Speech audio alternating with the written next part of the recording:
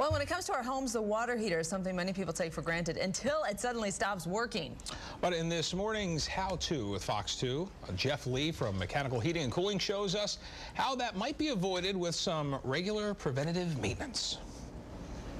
Water heater maintenance is something that's real easy to overlook because pretty much your water heater just sits there, doesn't have any moving parts, but there are two things that are constantly attacking the water heater, which is sediment and rust. Most steel water heater tanks have a glass lining, and that glass lining is never perfect, and it's meant to prevent rust.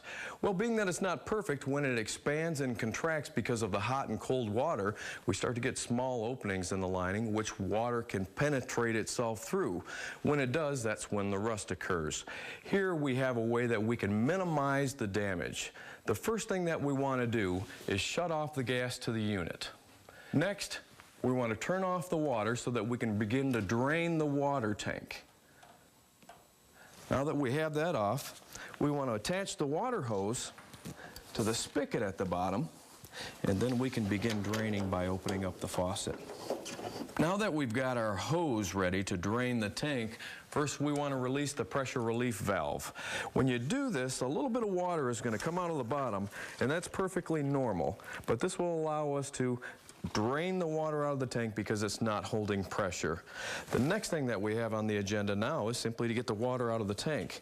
Since this tank here is actually missing the water handle, I'm just going to use a screwdriver to open that up.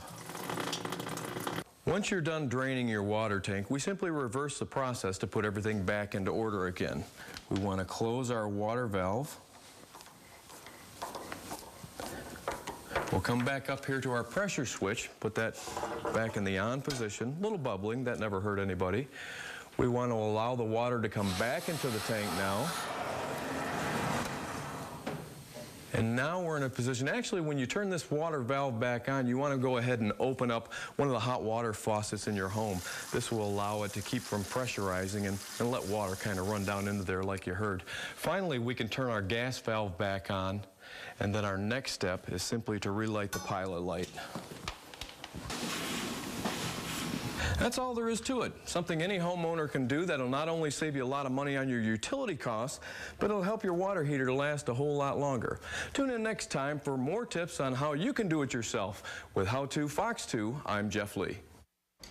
And for more information on Jeff Lee and Mechanical Heating and Cooling, and to watch more of Jeff's money-saving tips, head to myfoxdetroit.com. Just hold your mouse over the Money tab, and there you will find the How-To section.